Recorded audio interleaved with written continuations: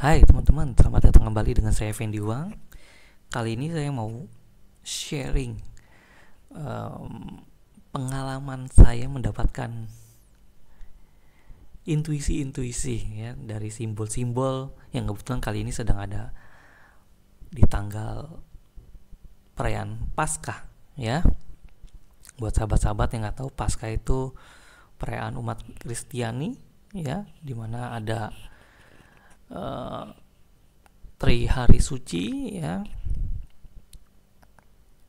Jumat Agung, Sabtu Suci, Minggu Paskah, tapi sebelumnya ada Kamis Putih, dan ada juga sebelumnya Rabu Abu. Tapi kita mau melihat dari yang start dari Kamis Putih, di mana Yesus bersama murid-muridnya itu dia mengadakan perjamuan ya kudus ya, yang sekarang biasanya disebut dengan Ekaristi ya.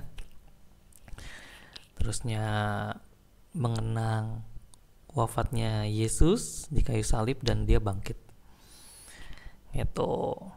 Nah, saya melihat ini kalau kita lihat dari sudut pandang kesadaran, sebenarnya cerita Yesus ini mau mengenali kita tentang kesadaran. Ya, ini saya ceritanya bukan cerita dalam konteks sebagai umat Kristen ya atau umat Katolik, tapi sudut pandang saya sebagai praktisi kesadaran melihat cerita Yesus ini simbolnya itu seperti mengajarkan kita tentang kesadaran, tentang meditasi. Pertama, ya, kalau teman-teman lihat Yesus itu disimbolkan sebagai misalkan suatu keselamatan, jalan keselamatan ya, dimana dalam perjamuan terakhir gitu ya, ada satu simbolik bahwa ada namanya satu tubuh dan darah Kristus ya, di mana sebutannya hosti, roti dan anggur itu dimakan. Ya, itu tradisi biasa umat Kristen pun melakukan itu ya, mengikuti tradisi Yesus. Kenapa seperti itu, teman-teman? Itu sama seperti kita meyakini bahwa keselamatan atau ketenangan, kedamaian atau Tuhan itu sendiri itu ada di dalam diri kita. Makanya simbol seperti kita memakan roti dan darah Kristus ceritanya adalah ya mau mengingatkan bahwa atau mau mengajak bahwa Tuhan itu ada di dalam diri kita, satu dengan kita.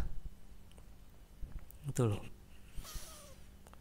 Nah, simbolnya kenapa jadi roti dan darah itu saya rasa saya mendapatkan gambaran bahwa roti dan darah itu seperti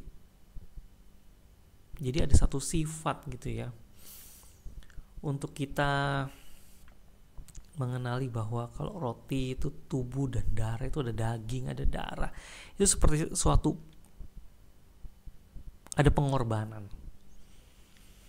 gitu loh, yang teman-teman nanti mengenali bahwa pengorbanannya adalah sebagai contoh ya, Yesus di kayu salib, disalib ya, Yesus disalib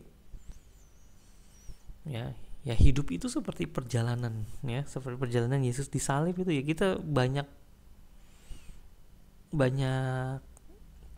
apa ya, penderitaan dalam hidup ini gitu loh. Tapi tenang ya, dalam penderitaan ternyata pas ketika Yesus tubuh ini sudah wafat ya, makanya ketika kita sudah makan dan minum tubuh dan darah Kristus ini, kita mengimani bahwa Tuhan Allah satu dalam diriku ya, walaupun aku menderita ya, Yesus disalib gitu ya, dan akhirnya kita melihat ternyata Yesus jasadnya kan hilang dan dia hadir kembali. Ternyata keselamatan itu tetap ada, bahwa aku ini kekal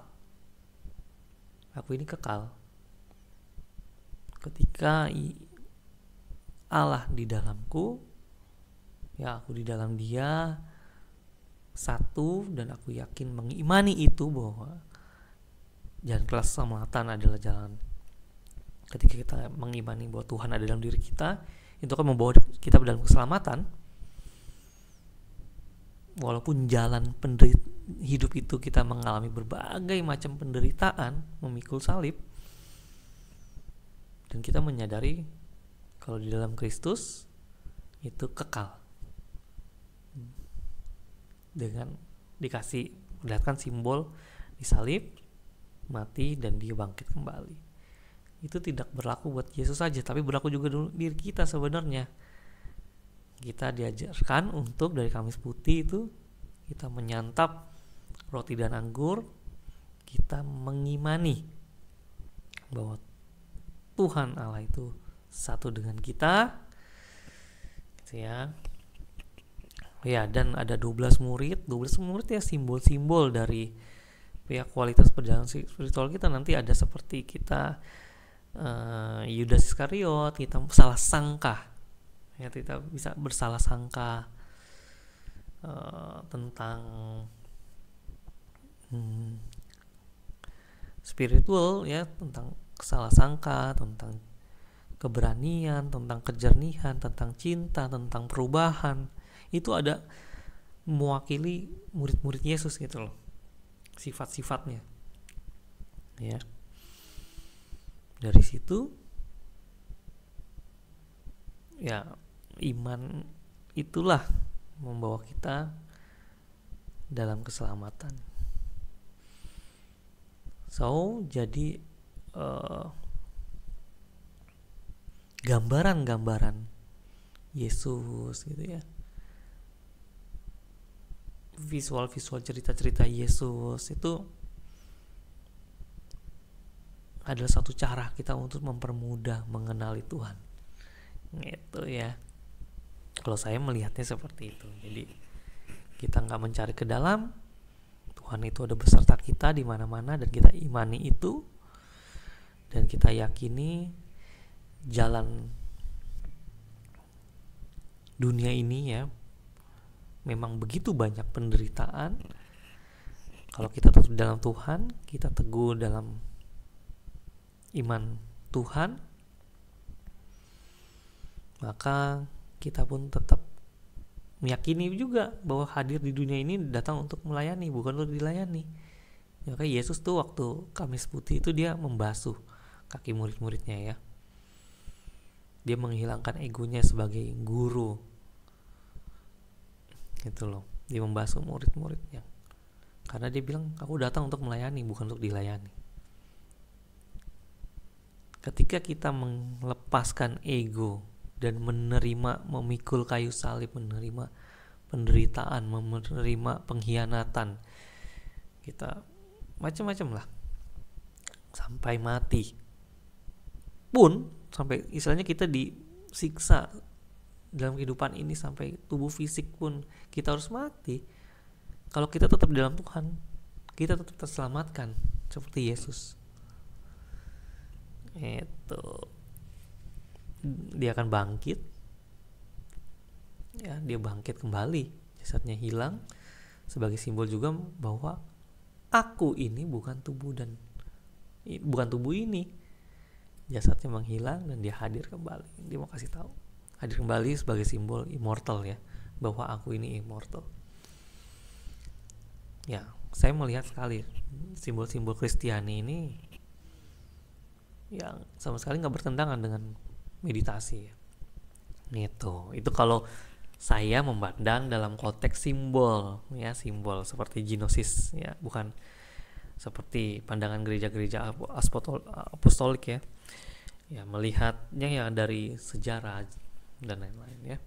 Tapi saya melihatnya di sudut pandang lain, bahwa ya inilah gambaran tentang cerita tentang keselamatan ya. Oke. Thank you teman-teman, sedikit sharing saya, karena saya suka sekali dengan simbol-simbol, nggak hanya simbol-simbol Kristiani, Islam, Hindu, Buddha. Itu simbol-simbol yang menarik, dan saya melihat semua simbol itu adalah simbol-simbol cerita tentang kesadaran, keselamatan, dan ketenangan. Terima kasih, namaste.